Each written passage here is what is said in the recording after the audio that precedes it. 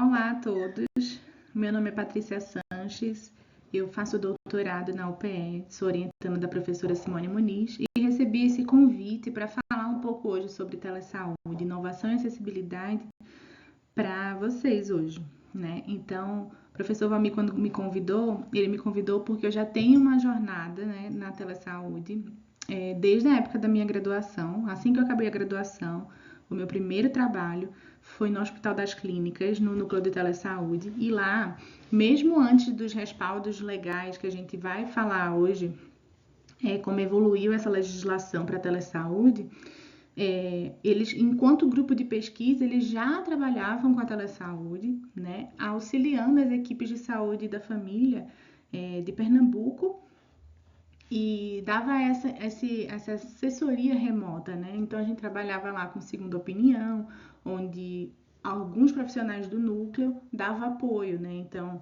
a gente dava apoio para médicos, para dentistas, para enfermeiros, né? Também trabalhava com teleeducação, com os agentes comunitários, né?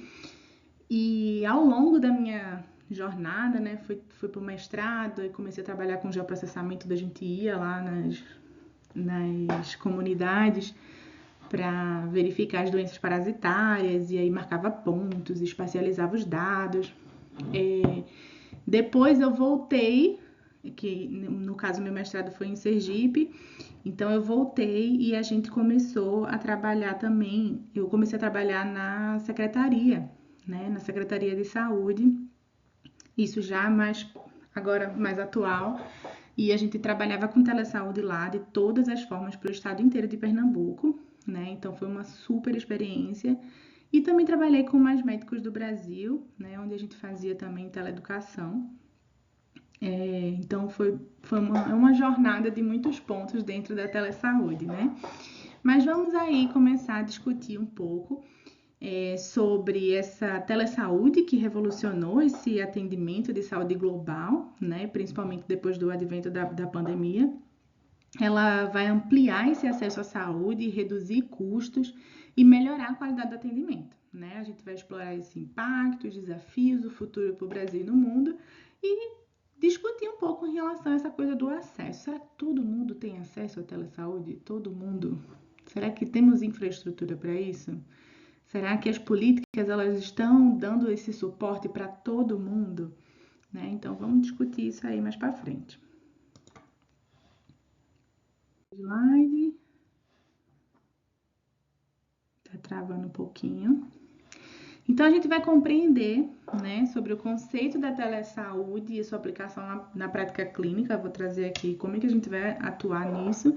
Identificar os principais marcos históricos e tecnológicos da telesaúde, descrever as regulamentações e políticas de telesaúde no Brasil e internacionalmente, e discutir esses benefícios e limitações do uso da telesaúde, porque não é só um mar de rosas, né? Tem muita dificuldade, e eu acho que é mais dificuldade também atualmente, né? Então, passando aí por uma linha do tempo super reduzida, né? Tem muito mais aí nessas entrelinhas, mas a gente começa em 2006 com a implementação do Programa Nacional de Telesaúde pelo Ministério da Saúde, que inicialmente também pegou muitos pontos universitários, que era onde se fazia pesquisa, né? E criou-se a rede universitária de telesaúde também. E isso saiu dando um pouco de infraestrutura, porque às vezes, em alguns projetos, a contrapartida para receber esse apoio do Programa Nacional de Telesaúde era que, por exemplo, o município ele tivesse conexão à internet. Então, forçou os municípios a terem essa conexão mínima, que era muito ruim na época, não é nem perto do que a gente tem um pouquinho agora. Mas que começou essa movimentação, né? Em inserir pontos nas unidades mais remotas, de unidade básica de saúde, né? Em hospitais, enfim. E a gente começou a andar nesse movimento aqui no Brasil. Em 2011, a gente teve a expansão desse programa Telesaúde Brasil Redes, fortalecendo a atenção primária, né, mais fortemente. Em 2020, houve a regulamentação emergencial da telemedicina durante a pandemia de Covid, e aí começou essa massificação, um pouco dessa massificação para também o setor privado, né? Além do setor público que já fazia uso, né? E que ampliou ainda mais, né? Alguns gestores viram potencial disso para o atendimento, para a redução de filas, para dar acesso, né? O setor privado também enxergou isso como uma oportunidade e a gente também começou a ter, né, de forma mais ampla. E em 2022 a gente tem aí a lei 14.510, que a gente vai falar sobre ela também, que consolida a prática da telesaúde no Brasil, estabelecendo diretrizes permanentes. E dentro dela existem vários marcos legais, que é interessante a gente fazer essa leitura dessa lei também, tá?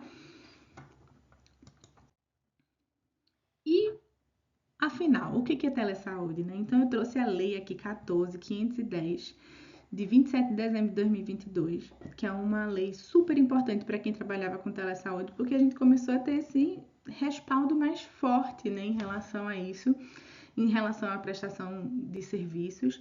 E lá ela conceitua como se a telesaúde fosse essa prestação remota de serviços relacionada a todas as profissões da área de saúde, regulamentada pelos órgãos competentes do Poder Executivo Federal.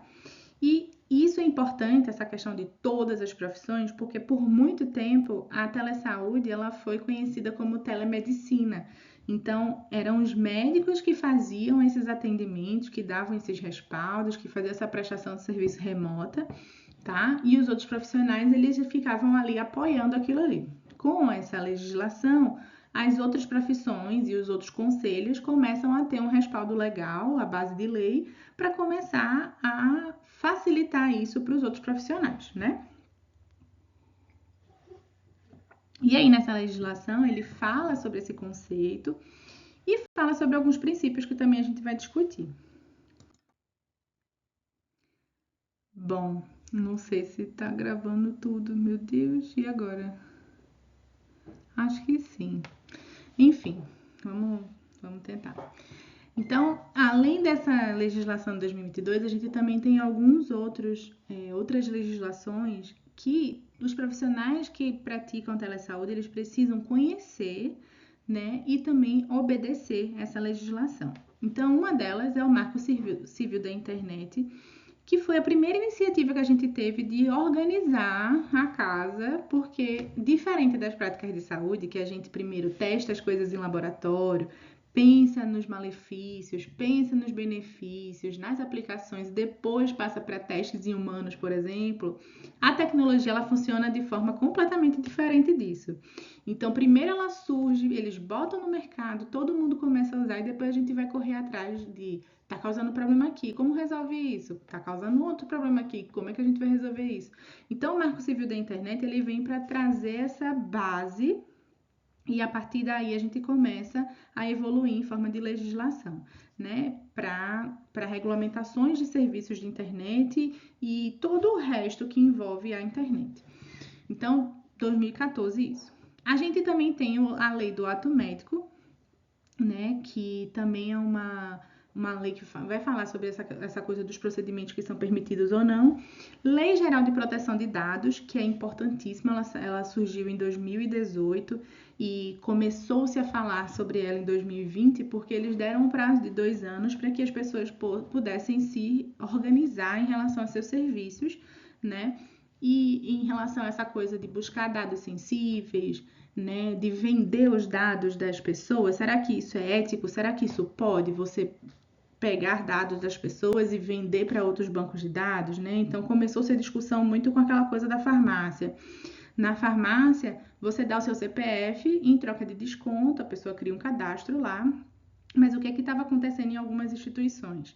Eles pegavam esse grande banco de dados, com todos os seus dados sensíveis ali, seu nome, seu endereço, a farmácia, a frequência com que você comprava o remédio, qual remédio você comprava, e eles vendiam isso para planos de saúde, para seguradoras, por exemplo. E aí, baseando, se você compra uma medicação, que é um remédio para uma doença crônica, então o preço do seu seguro saúde ele ia ser mais caro. Então, veja, é ético fazer isso? Não. Então, a gente precisava também ter uma legislação para organizar tudo isso e estão tendo algumas iniciativas isoladas. Então, São Paulo já não pode mais fazer isso, né? Já tem legislação se pegar crime. Enfim, então a gente vai evoluindo assim. Temos o Código de Defesa do Consumidor, afinal, a telesaúde é um serviço, né? Então, a gente precisa garantir que o nosso paciente, o nosso cliente, o nosso usuário, ele vai ter os seus direitos garantidos enquanto consumidor que está pagando por um serviço. E tem a lei do prontuário eletrônico também, que é essa lei que vai falar sobre todos esses registros, quanto tempo que precisa ficar guardado, quem é que pode manipular esses dados, quais são os tipos de uso que a gente pode fazer, né? Então, temos essas leis aí que dão esse arcabouço junto com essa legislação de 2022, tá? E que serve para essa movimentação dos serviços de saúde.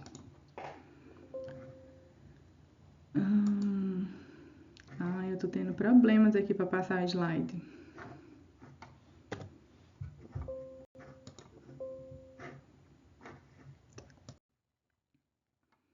Bom, e aí, dentro dessa legislação, a gente também traz essa definição, mas completando um pouco, né?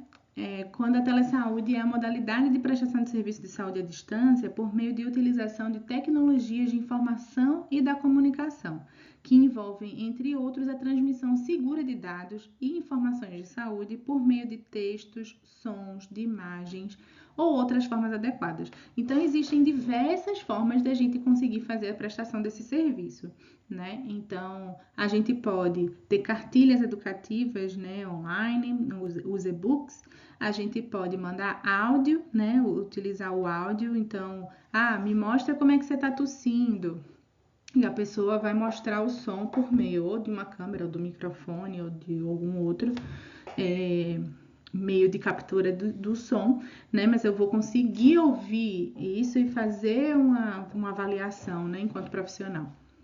Uso de imagens, né? A gente tem as imagens de ressonância, a gente tem as imagens de raio-x, a gente tem as ultrassonografias, tudo isso gera essas imagens e precisa também ter esse tipo de controle em relação a todos esses dados de saúde que estão em que plataforma? Quem tem acesso a isso? Alguém pode pegar esses dados e vender esses dados? Então eu tenho que garantir que só algumas pessoas tenham acesso a essa plataforma, ou esse aplicativo, esse sistema, né? E isso é bem complexo, né? Eu trabalhei recentemente, no comecinho desse ano, antes de vir para cá para o Canadá, eu trabalhei numa multinacional de telesaúde, que se dizia uma empresa de tecnologia, e hoje ela entende que ela é uma empresa de saúde que tem um background de tecnologia. Então, ela coloca sistema nos hospitais, ela ajuda nessa manipulação desses dados, dessas imagens, onde fica armazenada a nuvem, né? Então, é um sistema extremamente complexo e cada tecnologia nova que surge, o grande desafio é fazer a interoperabilidade, que é justamente fazer com que esses dados todos, eles transitem de um sistema para o outro, né? E que eu não precise criar um prontuário novo a cada tipo de serviço que eu possa utilizar, por exemplo. Então, se eu tenho um hospital e que o paciente foi para cardiologia, ele foi para neuro, ele foi para pediatria, e que eu tenha todos esses dados ali reunidos no prontuário, que esse prontuário possa ser acessado, que eu possa fazer relatórios e análises no outro sistema. Então, isso tudo é um sistema muito complexo e que você tem que garantir também a confidencialidade desses dados, porque dado de prontuário é muito sensível, né? E passando cada vez mais na mão de outras pessoas, porque antigamente o prontuário ele ficava ali na equipe, ele ia para o SAMI e ficava guardado, né?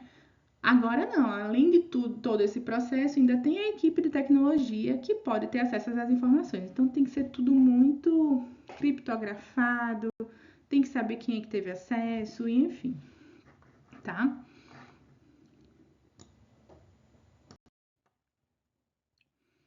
Bom, e aí vamos falar um pouco agora sobre as plataformas de comunicação digital, né? Quais são essas possibilidades que a gente tem para fazer telesaúde, né?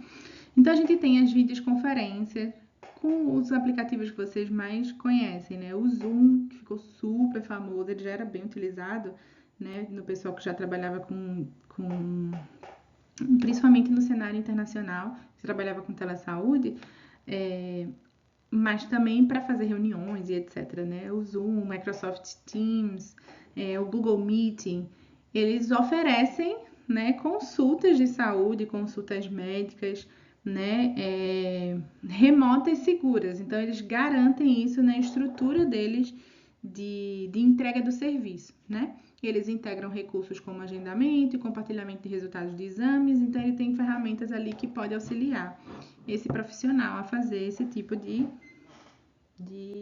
assistência. Os chats médicos, né, o WhatsApp e Telegram, adaptados com protocolos, porque nem não dá para fazer com tudo, né, por meio desses aplicativos, mas eles são criptografados e aí vão permitir essa comunicação rápida entre pacientes e profissionais com a criptografia de ponta a ponta. As teleconsultorias, né, que são plataformas especializadas que facilitam a colaboração entre profissionais.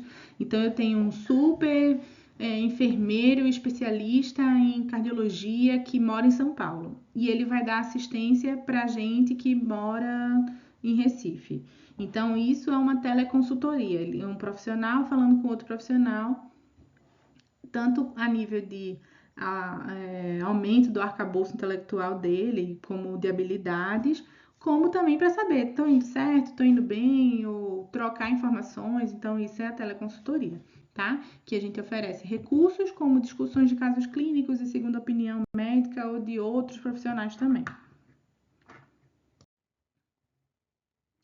Bom, em relação à gestão e armazenamento de dados, né, a gente tem o prontuário eletrônico do paciente, que é o PEP, que recentemente, ali 2015, talvez, o ano exato eu não sei, mas é por aí, entre 2015 e 2018, surgiu inclusive o prontuário eletrônico do SUS, né, que é o eSUS, o PEP do SUS, né? Que tem essa ideia, que começou com essa ideia de unir essas informações num único lugar. Informações de vacina, de consultas clínicas e etc. Tudo para ficar ali, né? Então, vamos imaginar que o paciente antigamente, ele morava no bairro X e ele ia morar no bairro Y. Sendo que aquele bairro Y não era mais atendido pelaquela unidade de saúde. Então, ele tinha que depois resgatar o prontuário dele, mandar para outra unidade, num envelope cheio de fichas, que eram muitas fichas que tinha para preencher, né, à mão, e isso aumenta o tempo de atendimento, né? Então ele tinha que levar isso para poder ter uma cobertura e também o histórico dele, né, de saúde. Então é muito complicado. Com o prontuário eletrônico, não. Por meio de um número único, você consegue ter acesso àquela pessoa e todo o histórico do nascimento até a vida como idoso e etc, tá? E as informações também de óbito desse paciente, né, para deixar de ter a continuidade do cuidado, né? E você não ficar na busca ativa buscando aquela pessoa que ela não existe, certo? A gente tem o Cloud Computing, que é o armazenamento em nuvem que garante acesso global aos dados, utiliza criptografia avançada para proteger informações sensíveis dos pacientes, né? Que tudo isso que a gente tem de informações guardadas, ela precisa estar em algum lugar. Então, elas ficam nessas nuvens, tá?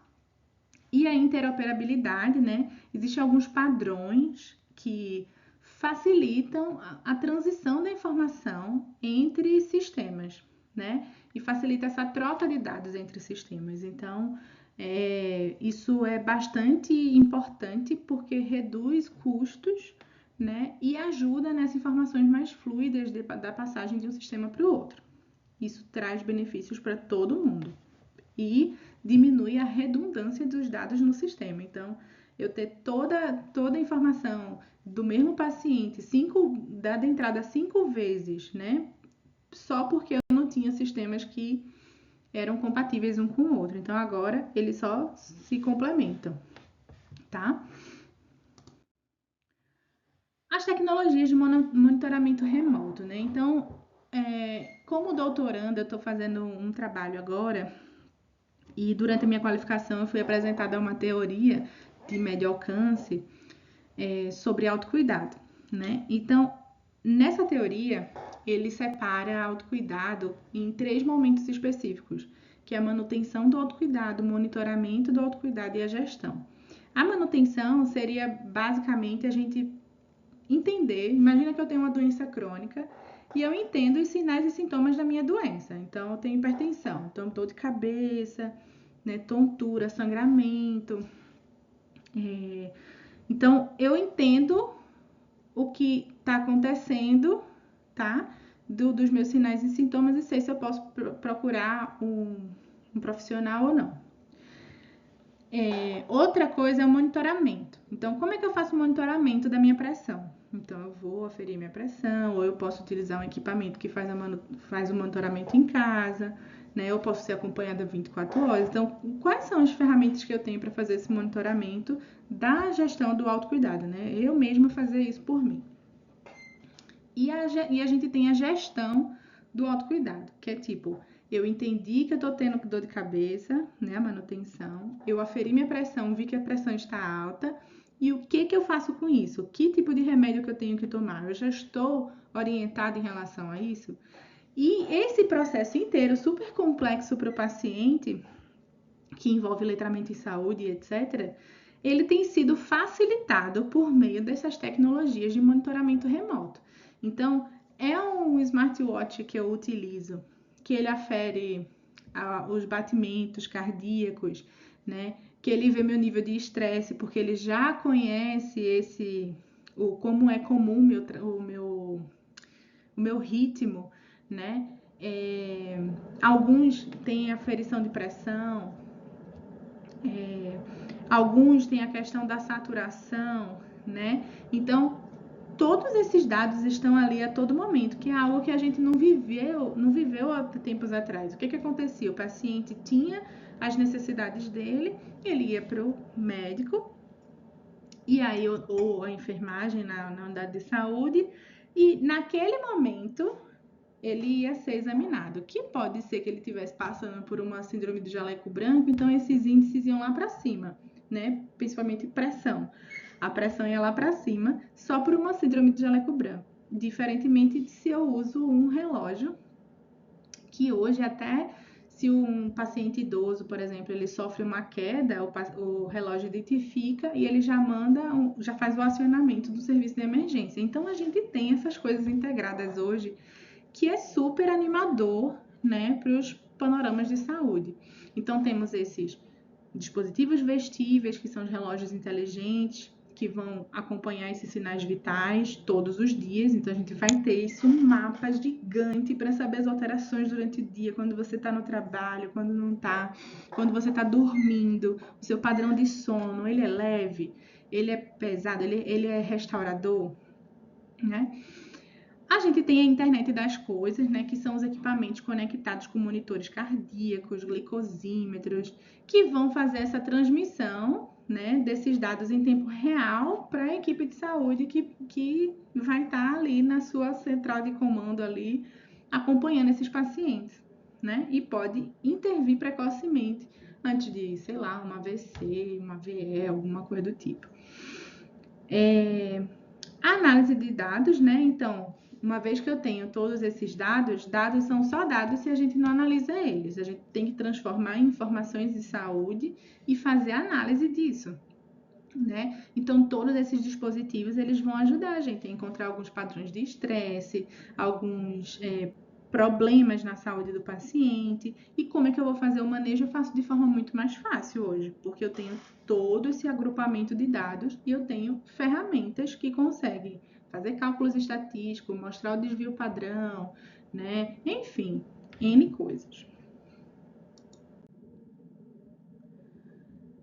E, como se não bastasse, estamos vivendo esse tempo aí da inteligência artificial. Então, eu podia pegar todos aqueles dados dos vestíveis, né? Do smartwatch, né? Dos equipamentos de glicose que vão mandar essas informações para um banco de dados e fazer análise manual dela. Sendo que agora a gente tem inteligência artificial que pega grandes blocos de informação e trata essa informação, e a gente consegue ter laudos mais fáceis, né? Não que a gente vá confiar no laudo que a inteligência artificial trouxe para a gente sem a gente nem pestanejar. Não, não é isso. O ser humano ainda, a capacidade que a gente tem de juntar as informações, né, de discernir sobre isso, ela é intercambiável. Mas eu nunca, como humano, vou conseguir pegar um banco de dados gigante, sei lá, de 10 anos de dados desse meu paciente e gerar informações assim tão rapidamente, tão fácil como a gente tem em segundos, né? Então, a inteligência artificial ela vem aí para ajudar a gente na saúde através de análises de imagem muito mais rápida. Então, por exemplo, a inteligência artificial auxilia radiologistas na detecção precoce de tumores, aumenta a precisão e velocidade de diagnósticos e exames de imagem, né? Ajuda no suporte à decisão clínica. Então, vários algoritmos analisam dados dos pacientes e sugerem tratamentos, integram evidências científicas atualizadas para orientar decisões médicas e de outros profissionais. Os chatbots da saúde, né? Que inclusive é uma das entregas da minha tese, é criar um chatbot que auxilie esse paciente nessa conversa ambulatorial. Então, o paciente acabou de sair ali do consultório do médico, ele passou as medicações. E como é que eu faço meu autocuidado a partir disso? Como é que eu trabalho a manutenção, o monitoramento?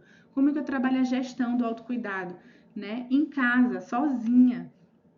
Então, esses chatbots podem ajudar a trazer informações seguras dentro da linha daquele médico, daquele enfermeiro, daquele dentista, daquele nutricionista, né? E ajudar nesse letramento em saúde do paciente, que é fundamental para que ele tenha autonomia sobre a própria saúde também, tá?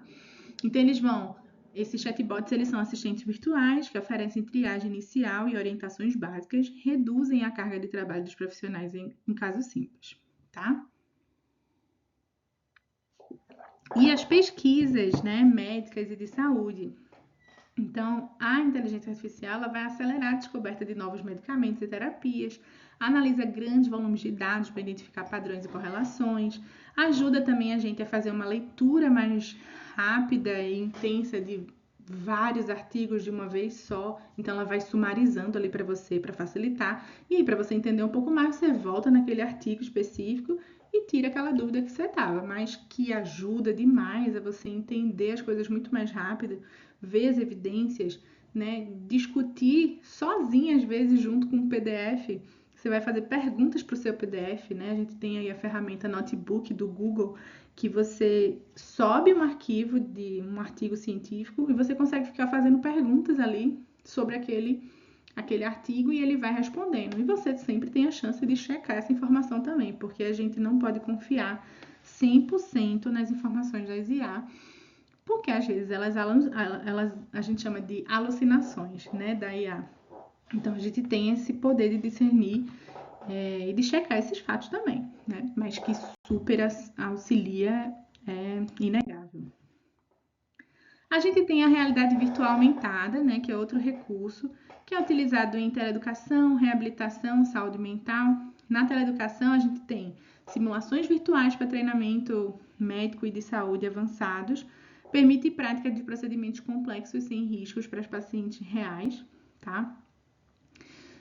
A gente tem a reabilitação, que são terapias guiadas por realidade aumentada para recuperação motora, gamificação, que aumenta o engajamento e adesão ao tratamento, e a questão de saúde mental, né, com ambientes virtuais para trabalhar fobias e transtornos, né, com um ambiente controlado. Então, por exemplo, em relação a esse último item, a gente tem as realidades virtuais aumentadas em sala de vacina, que eu acho fantástico esses projetos, porque você coloca um óculos na criança, ela tá ali vivendo o mundinho dela de desenho, falando sobre a vacina, e bem na hora da vacina, um sinal luminoso ligado para o profissional de saúde para saber que é a hora da picadinha, que ele já está recebendo a instrução aqui por meio do óculos de realidade virtual aumentada.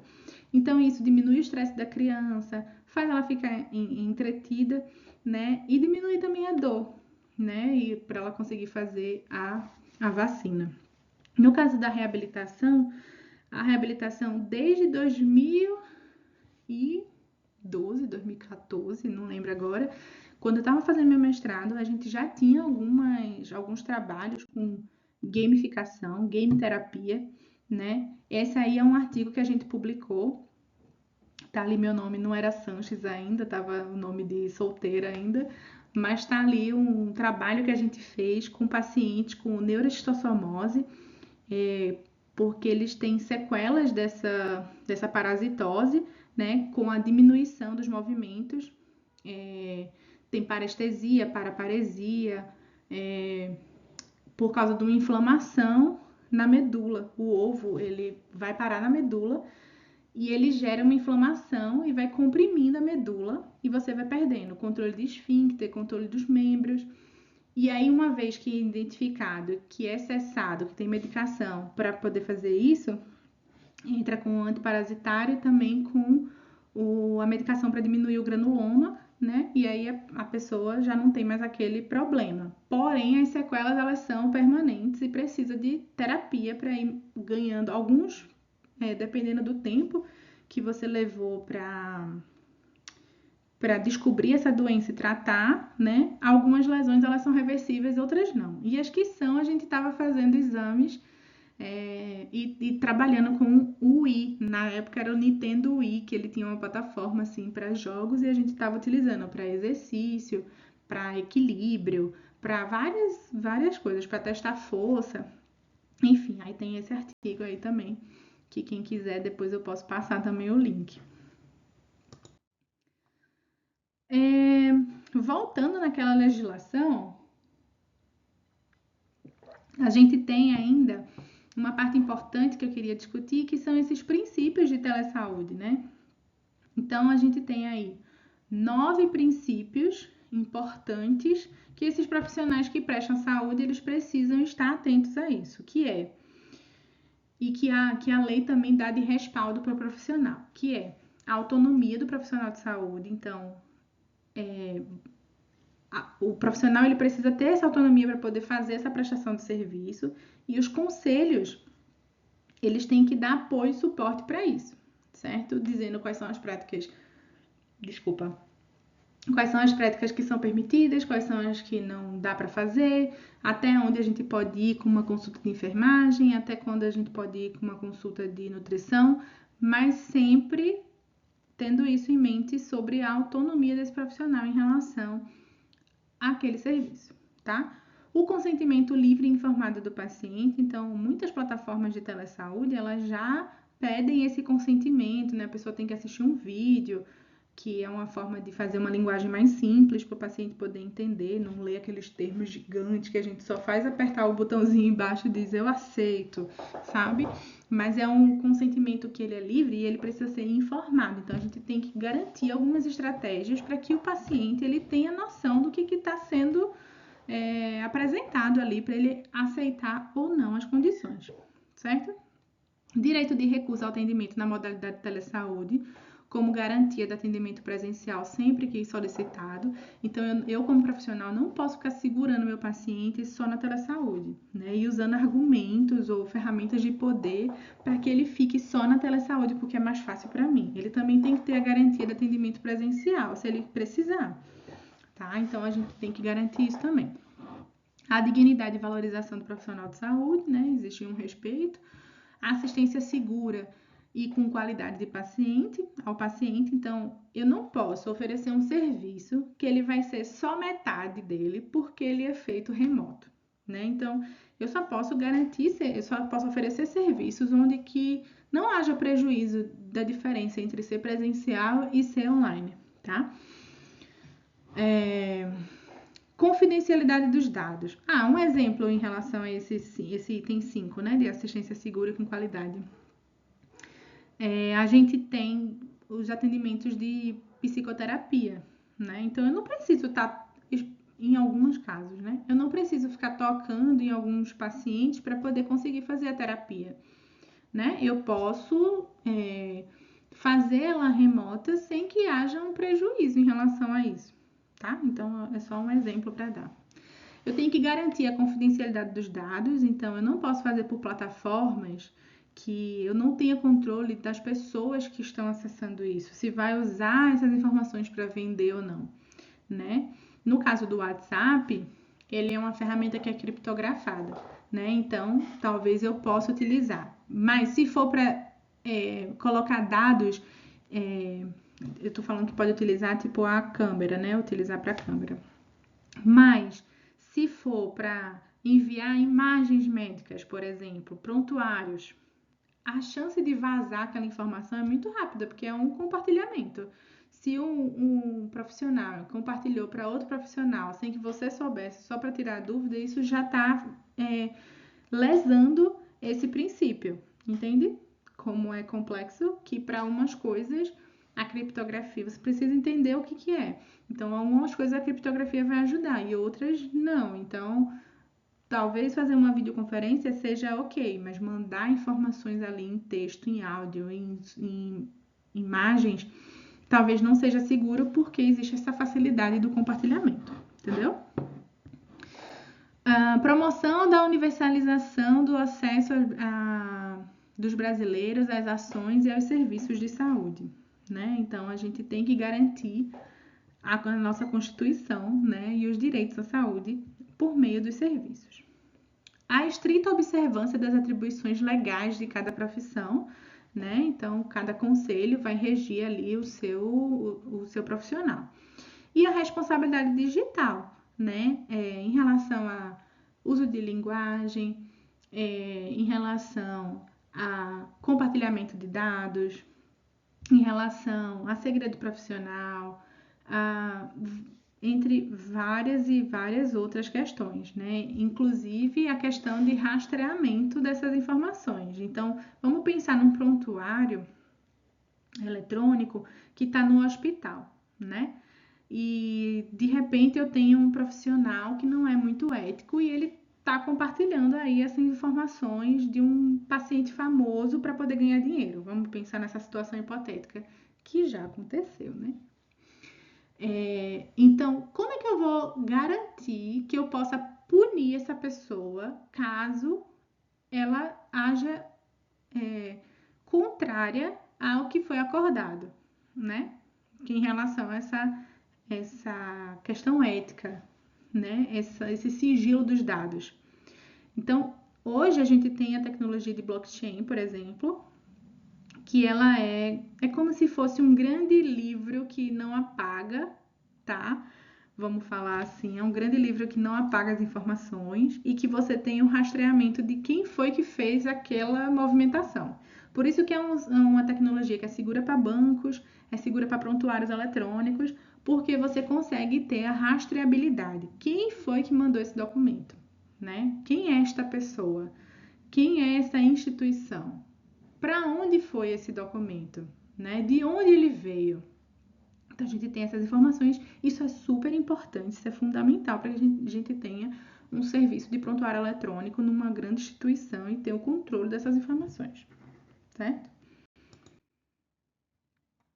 A gente também tem segurança e ética na telesaúde, que é uma coisa que a gente também já estava discutindo, né? E aqui eu trago uma tabela onde a gente tem a tecnologia, a função dela e o desafio ético, né? Então, a criptografia, ela é essa tecnologia que vai proteger esses dados, né? No caso, a gente está falando da saúde, e que vai evitar que terceiros tenham acesso a esse dado. Então, por exemplo, como o WhatsApp fala que é criptografado, ele não pode dar acesso a outras pessoas sobre a informação que tem ali dentro, certo? Então, tem que garantir esse serviço. Qual é o desafio ético? No caso de uma emergência, como é que eu vou ter acesso a essas informações que poderiam salvar alguém, né? Então, a questão de justiça, por exemplo. Então, como é que eu vou ter acesso? Se é criptografado, ninguém pode ter acesso, só eu e a pessoa que está falando ali. Né? Então, é um desafio ético para a gente lidar com isso. O blockchain, como eu expliquei para vocês, né, que ela tem essa função de rastrear esses dados médicos, mas o desafio ético é essa coisa do direito ao esquecimento. Então, vamos pensar que, como ele é imutável, ele não pode ser apagado. Mas tem coisas que, às vezes, o paciente ele não quer mais que tenha disponível, e é um direito dele. Se ele não quiser mais o prontuário, é um direito dele retirar esse prontuário daquela instituição. No caso do blockchain, ele não tem essa possibilidade, vai ficar lá para sempre. Então, uma doença que ele tem, vamos pensar numa pessoa famosa que tem essa questão da vida pública, né?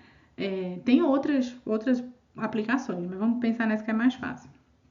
Então, ele tem uma doença que é incompatível com a carreira dele e ele não quer que fale para ninguém. Ele quer ser tratado, quer ser curado, mas ele não quer que ninguém saiba mais. E ele não pode pegar o prontuário dele e simplesmente levar para casa.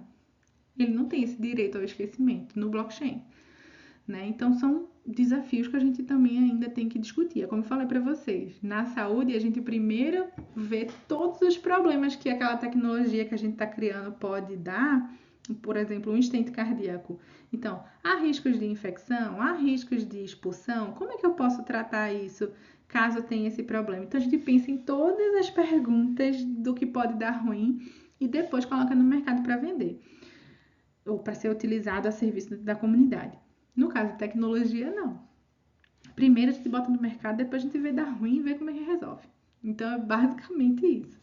Então, muita gente tem que passar pelo perrengue de estar ali no pioneirismo, né, dos problemas, não só no pioneirismo de criar tecnologia, mas dos problemas para depois a gente ter que lidar com isso. A autenticação biométrica, né, que é garantir o acesso autorizado, mas o desafio ético seria essa questão de privacidade do usuário, né? Como é que a gente garante isso? Ok? O próximo. As aplicações da telesaúde, né? Então, o que a gente pode fazer nesse grande guarda-chuva chamado telesaúde, né? Existem várias opções. Uma delas é a teleconsulta, que é esse atendimento médico de outros profissionais, remoto por videoconferência, ampliando o acesso em saúde em áreas remotas. Às vezes vocês veem aí que tem o termo médico, mas é porque as referências que eu busquei normalmente ainda vêm com essa linguagem mais antiga de falar sobre isso só com médicos. Mas, por exemplo, a enfermagem ela já tem as suas consultas de enfermagem já estabelecidas dentro do conselho, né? Então, a gente já consegue ter teleconsulta de enfermagem, entende? Então, a teleconsulta ela pode ser feita. Então, eu tenho esse exemplo que eu dei para vocês da amamentação, tem o apoio do sono, eu posso fazer o controle do meu paciente com hipertensão, a gente pode ter uma conversa, está tendo alguma dúvida, está tendo algum efeito adverso, a pressão está caindo demais, está subindo demais, vamos avaliar aí como é que está esse controle dessa medicação, e essa informação ela pode ser discutida junto com o médico, por exemplo, né, enquanto está o enfermeiro e o paciente numa teleconsulta, depois ela pode fazer a atividade entre dois profissionais, que a gente chama de teleinterconsulta, que no caso é muito descrita de médico para médico, né? Mas a gente também tem a teleinterconsulta de enfermeiro para enfermeiro, por exemplo, tá? E tem essas segundas opiniões que você pode pedir para outros profissionais da multi ou do mesmo da mesma categoria que você, tá? Segunda opinião, que também é um recurso da telesaúde. Então eu tenho uma dúvida e eu vou perguntar a um especialista, né, uma pessoa que tem mais experiência naquela área para eu poder pautar a minha conduta, certo? A teleconsulta ela é muito utilizada em áreas remotas, né? E aí a gente tem o grande desafio também dessa área remota ter internet. E internet de qualidade para receber tudo isso. Por isso que eu comecei a apresentação falando sobre esse desafio. Será que o acesso é para todos? Eu escrevi até um texto sobre isso no LinkedIn, falando que a saúde digital é para todo mundo, né? Tem essa coisa, pode dar acesso para todo mundo, mas será que é para todo mundo? Será que os lugares têm essa infraestrutura para conectividade? Né? Será que esse acesso vai ser garantido e todos os direitos também, porque tem aquela tecnologia lá no interiorzinho, lá no sítio? Será? Então, é um desafio político também garantir essas teleconsultas, essa assistência, essa telesaúde para áreas remotas. E é super o público-alvo, assim, né? De você conseguir. Tem a questão do paciente não precisar se deslocar, tipo, é na minha cidade, é em Recife, por exemplo. Eu moro em Recife, mas eu não preciso ir lá no consultório do profissional tal para conseguir ter o acesso à consulta que eu preciso, né? Mas também, isso aí é uma questão de comodidade, mas tem a questão de longas distâncias, né? E de você ter acesso à saúde de qualidade, mesmo estando em áreas muito remotas, que não teria aquele profissional. Então, uma das questões do Mais Médicos do Brasil, na época, era levar profissionais para as áreas remotas, porque a gente não tinha médicos, por exemplo, que quisessem sair das capitais para morar no interior e fazer aquela assistência naquelas comunidades. Então, trouxemos médicos de outros países, né? O Brasil abriu assim essa porteira para esses profissionais para a gente poder pulverizar um pouco da saúde e melhorar os índices e foi o que aconteceu, né? A gente melhorou esses índices. Mas aí a gente também tem essa possibilidade desse suporte, né? De teleconsulta, de ter consultórios digitais, por exemplo, à disposição da comunidade. Imagina, a gente está evoluindo para isso. O telediagnóstico, que é a análise de exames à distância, permitindo diagnósticos rápidos e precisos por especialistas, né? Eu super faço uso de telediagnósticos, né? Quando eu vou para uma clínica de exames, e aí eu não preciso sair de lá com o exame, já vai direto para o meu médico, para minha dentista, para o profissional que eu tiver, o meu nutricionista, e ele já recebe isso aí. No caso do telediagnóstico, o diagnóstico médico ele é dado por médicos, tá? A gente tem alguns diagnósticos de enfermagem também, mas não é o caso. Nesse caso é o telediagnóstico médico, e aí você recebe essas imagens, manda para o seu médico e ele vai receber. Normalmente, raio-x, como eu falei, ultrassom, ressonância, isso já vai direto para ele, não precisa passar por você, mas se você quiser também, você tem que ter o direito de poder receber esses exames também, certo? O telemonitoramento, que é o acompanhamento remoto de pacientes crônicos, aqueles pacientes que têm a necessidade de serem acompanhados sempre por causa da evolução da sua doença, por causa da cronicidade da sua doença, tá? E isso ajuda na gestão dessa doença, né? Diminui a mortalidade, né? Diminui comorbidades, né? E reduz hospitalizações, porque a gente resolve ali, ó, uma consulta por telefone, por videochamada, né? Dentro de uma plataforma, enfim. E o telemonitoramento é essencial nas unidades básicas de saúde também, tá? Teleeducação, que é a minha paixão, minha grande paixão. Dentro da telesaúde todinha, minha paixão inteira é a teleeducação. É o que eu trabalhei de 2010 até 2018 e depois deu uma pausazinha, eu voltei em 2022 e trabalhei até 2024 com teleeducação. Então, é a capacitação de profissionais de saúde à distância, promovendo a atualização contínua, mas também de pacientes, de alunos, né? A gente faz teleeducação de diversas formas. Então, eu quero fazer uma campanha para aumentar a cobertura vacinal. Então, eu vou criar um mini curso para orientar pais de crianças, guardiões, né, dessas crianças, responsáveis por ela, para melhorar esse letramento, fazê-las entenderem a importância da vacina, e aí eu trago isso em forma de curso, em forma de cartilha, em forma de e-book, em forma de propaganda para televisão, né? O governo, ele faz algumas propagandas para aumentar esses índices de vacinação. Então, a teleeducação, ela também está incutida nessas propagandas, tá? A gente consegue fazer grandes cursos chamados MOOCs, que são, ou MOOCs, né? MOOC, que são grandes, são cursos que recebem grandes quantidades de pessoas, então 20 mil pessoas, 200 mil pessoas, e ele é aberto, ele é contínuo, né? Ele é gratuito. Então, é o Massive Open, esqueci o outro, course, que é tipo esses cursos massivos abertos, né? E online, o OD online, tá? para conseguir fazer essa capacitação. Então, trazer uma habilidade nova, educar os profissionais da unidade básica de saúde, do hospital, de uma mudança que houve no diagnóstico, uma atualização de uma medicação, do modo de aplicar, o modo de administrar, o modo de acompanhar. Então, tudo isso dá para a gente fazer com a teleeducação, tá? Vídeos, podcasts, sei lá, áudios de WhatsApp. Você pode educar utilizando as diversas mídias, certo? E aí, uma coisa que eu falei para vocês, que a gente estava discutindo sobre acesso, né? E o acesso, ele barra ali na infraestrutura e na conectividade.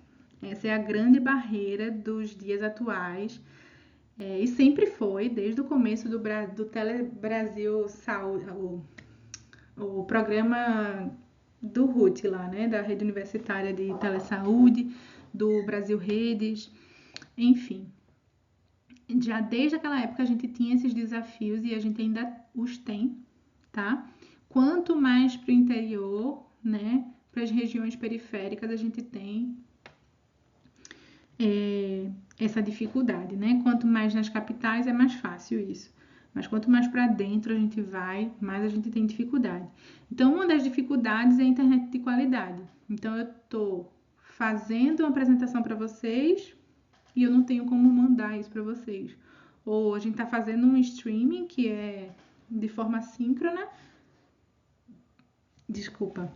De forma síncrona e não chega cortando, pausado, a informação não vai chegar. Então a gente tem essas dificuldades com a internet, né? Hoje a gente tem aí os projetos de 5G para ampliar, né, e trazer alta velocidade para telesaúde, telemedicina, telenutrição, teleenfermagem em tempo real e que permite a transmissão de vídeos em alta definição e monitoramento contínuo, tá? A gente também tem os satélites, né?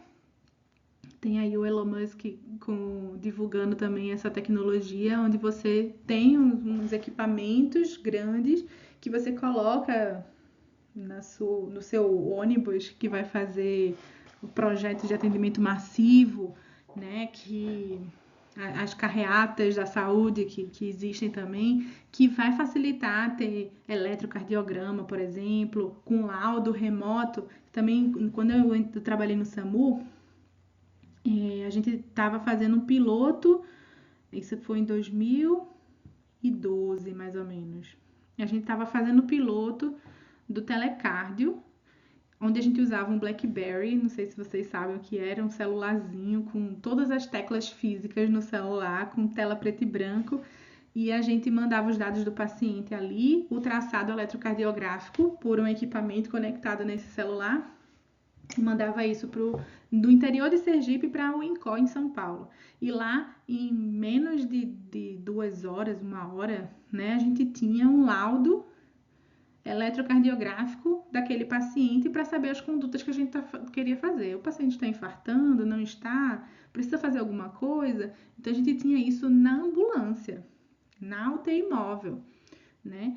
Então, imagina hoje, com toda a infraestrutura que a gente tem hoje, com os smartphones melhores, como que deve estar essa situação. Eu não estou a par mais, mas na época era assim que a gente fazia, tá?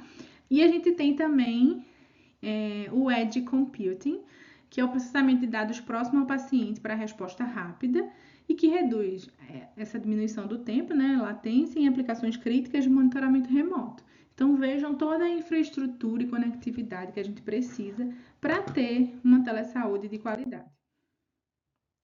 E aqui eu trago telesaúde no contexto global, né? Então a gente tem aí, eu falei um pouco do que a gente fez aqui no Brasil, mas a gente tem os pioneiros da telesaúde no mundo, que são os Estados Unidos, a União Europeia e a Índia, por exemplo, né? Existem outros também, mas eu trouxe esses 3 para a gente falar um pouco da especialidade de cada um por causa da necessidade de cada um. Então, nos Estados Unidos, eles foram pioneiros na telesaúde, todas as pesquisas que a gente tinha, a gente se reportava aos Estados Unidos para ler os artigos, e eles têm uma adoção ampla, né, mesmo antes da pandemia, e uma regulamentação mais avançada que a nossa. né? Que às vezes serve de base para a gente construir as nossas, certo? Então, estratégias de sucesso, cases de sucesso que foram feitos nos Estados Unidos, replicados aqui, e a gente vai avançando com isso.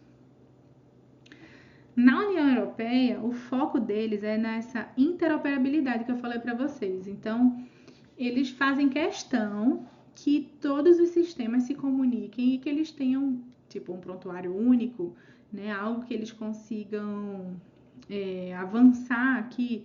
Por exemplo, aqui onde eu estou no Canadá, a gente tem o SIM Card, que é um número que todas as informações de saúde minhas estão lá, né? E aí, por exemplo, quando eu vim para cá, eu precisei comprar anticoncepcional. Então, o que eu fiz?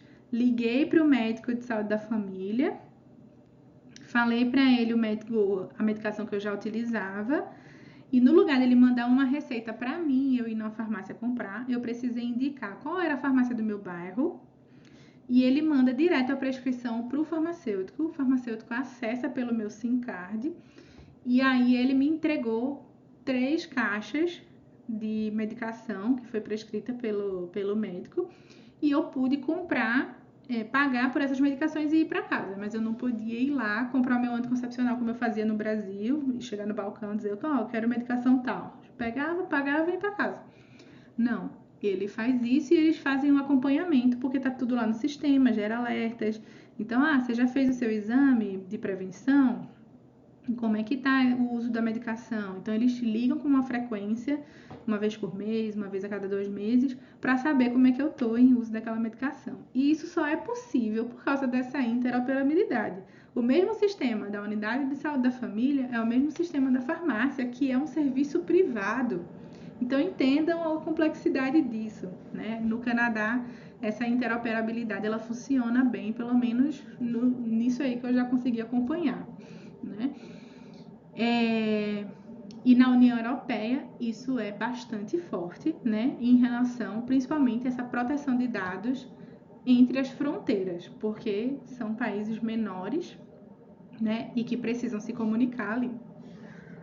Bom, e na Índia, né, que a gente tem uma outra situação econômica que não é próxima da União Europeia e nem dos Estados Unidos, o grande potencial deles é em relação a essas populações rurais e remotas, por também ser um país grande, de tamanho bastante continental. E aí os usos para a telesaúde, eles são focados para isso, né? Então eles têm os avanços deles nessas áreas rurais. Então, se você quiser um case de sucesso para aplicar no Brasil, você pode procurar também na Índia, né, para atender essas populações mais remotas. Então, cada um ali, baseados nas dificuldades que tem o país, foi buscando a solução por meio da tecnologia e hoje eles são pioneiros nessas questões, ok? Aí, o que eu fiz? Eu peguei essas informações para vocês verem como é aplicado rapidamente, né? Peguei essas informações que eu passei para vocês aí sobre os potenciais do mundo e criei uma matriz SWOT com essas informações. Pedi para o ChatGPT criar uma matriz SWOT para mim. E a matriz SWOT, ela fala sobre força, fraqueza, ameaças e oportunidades, né? Ela constrói esses 4 pilares aí. E eu pedi para o ChatGPT falar para mim quais são as forças da telesaúde nos Estados Unidos, União Europeia e Índia, quais são as fragilidades, quais são as ameaças e as oportunidades. Então, eu trouxe aqui para vocês. Nos Estados Unidos, a gente tem como grande força esse pioneirismo, que traz uma grande experiência, né, e uma ampla infraestrutura, porque eles têm investimento em relação a isso. A gente tem a regulamentação avançada, os investimentos em inovação, né, a gente está vendo aí correndo solta aí, que é outro problema também, que a gente soltou aí no mundo e agora que está correndo atrás dos problemas. O monitoramento remoto, por exemplo. Na União Europeia, a gente tem essa grande força de interoperabilidade em sistemas de saúde, inclusive entre os países, a proteção de dados robusta, né? Que é a nossa LGPD, o dele é o GDPR, e a solução transfronteiriças eficientes, que aqui a gente lida com as informações dentro do Brasil. Se for para a Argentina, é outro sistema, né? Mas lá não, como é a União Europeia, a interoperabilidade é entre esses países pequenos e que fazem ali parte de um grande grupo, né? Na Índia, a força é o crescimento no uso para atender populações rurais, as plataformas públicas, tá? E o grande potencial devido à vasta população, né? Porque eles têm um grande volume de pessoas no país. Quais são as fraquezas, né? No caso dos Estados Unidos, é o alto custo de serviços e desigualdade no acesso, até porque eles são pioneiros, então eles testam primeiro, gastam mais recursos. E esses lugares, né, que um lugar recebe, outro não recebe acesso a essas tecnologias, então eles têm esses desafios. As regulamentações estaduais que são complexas, né, igual aqui no Canadá, cada província ela é autônoma. Então ela tem a grande lei geral do Canadá, mas tem as províncias que elas são mais autônomas do que os estados que são dentro do Brasil, né? Então, ela tem essas regulamentações complexas. O que pode aqui em Ontário, por exemplo, às vezes não pode em uma outra província dentro do Canadá, tá? No caso da União Europeia, a fraqueza seria a fragmentação no financiamento de políticas e a dificuldade de uniformização tecnológica. E na Índia, estruturas digitais limitadas em áreas rurais, baixa alfabetização digital, que a gente chama hoje de letramento digital também, em certas populações, mas na tradução do termo você pode achar também esse termo, alfabetização digital, e escassez de profissionais capacitados, né? Porque a condição socioeconômica da Índia também é um pouco diferente e é mais próxima do Brasil do que dos Estados Unidos e da União Europeia, por exemplo, né? No caso das oportunidades, nos Estados Unidos a gente tem a expansão do uso da inteligência artificial e dos dispositivos vestíveis, porque o poder de compra é um pouco melhor, então eles conseguem colocar esses equipamentos na população, tá? No caso ainda nos Estados Unidos, a maior aceitação de telesaúde pós-pandemia, né? Então houve essa grande difusão depois da pandemia, porque as pessoas estavam isoladas e precisavam de acesso à saúde sem correr o risco de se contaminar. Então, para coisas que não eram urgentes, a gente conseguia fazer uso da telesaúde e mantinha a pessoa segura dentro da sua própria residência. Na União Europeia, a gente tem a implementação de 5G para qualidade superior de serviços, que a gente está tentando implantar aqui no Brasil também, projetos de pesquisa colaborativa entre países, né? Por essa proximidade e porque é um grande banco de dados que pratica a interoperabilidade. No caso da Índia, as oportunidades são de parcerias público-privadas para ampliar a cobertura e o desenvolvimento de aplicativos móveis para a grande massa, as grandes populações. Tá? Então, bem interessante aí essa visão organizada que o ChatGPT trouxe para a gente. E, por fim, as ameaças, né? Que era fortalezas, fraquezas, ameaças e oportunidades. Então, a grande ameaça, né? Para os Estados Unidos tem as questões relacionadas à privacidade e segurança de dados, que é um desafio que no Brasil a gente tem também. Resistência cultural à consulta virtual em algumas populações, que no Brasil, fazendo esse comparativo, né, a gente tem uma população quase que 50% analfabeta, então imagine essa questão ainda da barreira digital. Então, é um grande desafio para o nosso país também. E a concorrência acirrada entre provedores de telesaúde, né? Então, tem planos de saúde, tem seguro-saúde, tem planos funerários, que tem toda essa ligação aí com a telesaúde também.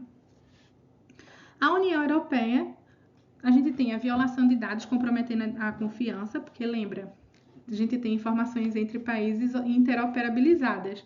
Então, a gente pode ter riscos de violação de dados, né? Mais fácil. Então, é um grande desafio para eles também. Dependência de fornecedores externos de tecnologia, que isso também era um problema que a gente tinha aqui. Então, por exemplo, quando a gente começou aqueles projetos que eu falei para vocês lá no começo, o grande desafio era pedir que a prefeitura criasse colocasse internet na unidade de saúde, certo? E aí havia todo o esforço para colocar. Ia lá, o prefeito colocava. Sendo que acabava o mandato, o outro prefeito não queria assumir esse compromisso, achava que era um gasto desnecessário e ele cortava. Então, a gente teve isso para várias unidades. E é um problema também para a União Europeia, né? Enquanto não for governamental, essa internet ela é privada. Se ela é privada, ela tem esses contratos que duram alguns tempos. Barreiras políticas e burocráticas entre estados e membros, e vejam aí a linguagem entre esses países, né? Então a gente tem França, a gente tem Itália, a gente tem, né, os países da União Europeia.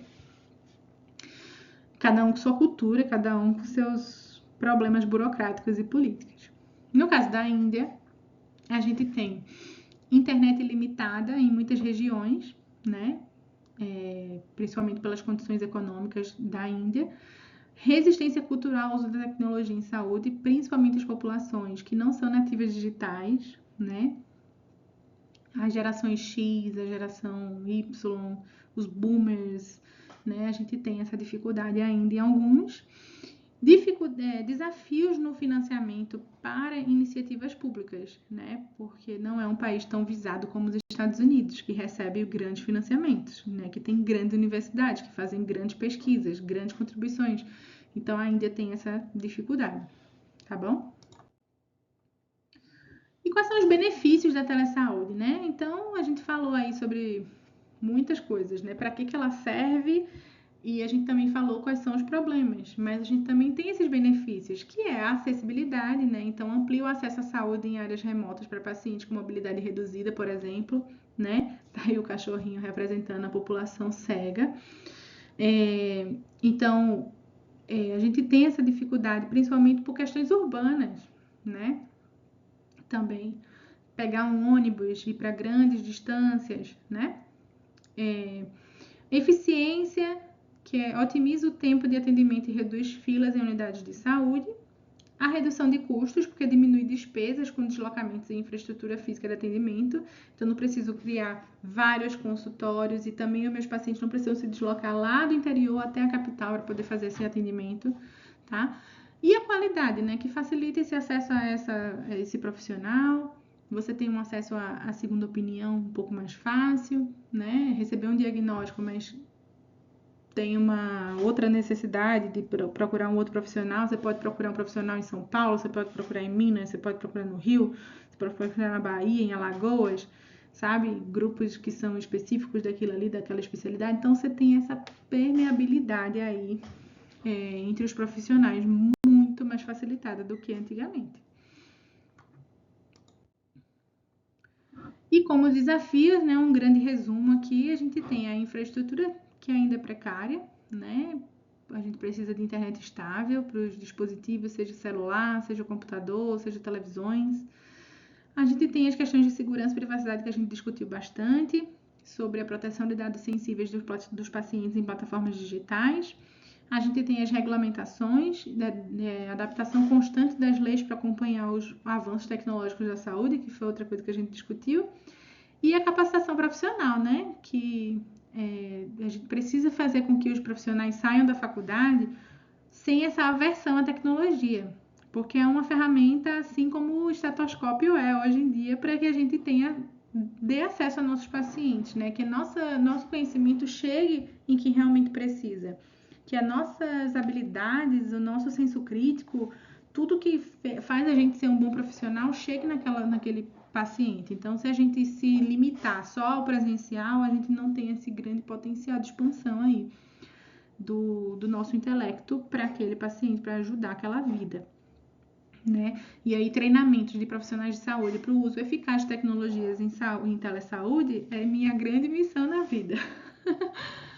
Então, contem comigo se precisar de qualquer coisa. E as perspectivas futuras da telesaúde são a inteligência artificial, os wearables, que são os vestíveis, né? E a integração desses vestíveis para o monitoramento remoto e contínuo de saúde, a realidade virtual para algumas terapias imersivas à distância, e o 5G e o IoT, que é para a expansão dessa conectividade, né, em diversos lugares, em diversas instituições diferentes. E por fim, as considerações éticas e legais, né? Então a gente tem os consentimentos informados que precisam estar ali disponíveis naquelas plataformas, a responsabilidade profissional para definir quais são os limites de atuação e responsabilidade nas consultas à distância, E a equidade de acesso, que é essa garantia de que a telesaúde não amplia essas desigualdades de saúde, que é o que a gente hoje está vivendo. Então, lugares mais prejudicados economicamente, com mais determinantes de saúde para o lado da vulnerabilidade da população, a gente não tem tanto acesso quanto o pessoal da capital. Então, isso tem que ser trabalhado, né? As políticas de saúde digital, elas estão aí para tentar acabar com essas desigualdades. E a humanização no atendimento, né? Porque uma vez que a gente não está ali, né, presencialmente com a pessoa, a gente precisa criar algumas estratégias para fazer esse vínculo de profissional-paciente, médico-paciente, enfermeiro-paciente, nutricionista-paciente e ainda assim manter uma empatia diante das informações de saúde, do histórico daquela pessoa, da jornada, do itinerário terapêutico que ela já viveu, né? Então a gente precisa manter a humanização mesmo em ambientes mais remotos, considerados frios, e isso é super possível de fazer também, tá?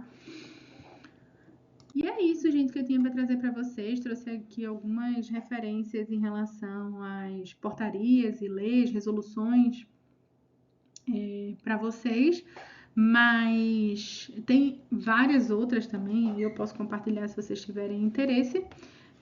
Espero que tenha sido legal para vocês, assim como foi para mim, né? Falar um pouco sobre a minha trajetória e também sobre a história da telesaúde, que faz parte da minha vida. E contem comigo por que precisar, tá bom? Até mais e tragam a tecnologia para dentro da sua vida profissional, porque é um caminho sem volta, é daí para frente, tá bom? Até mais.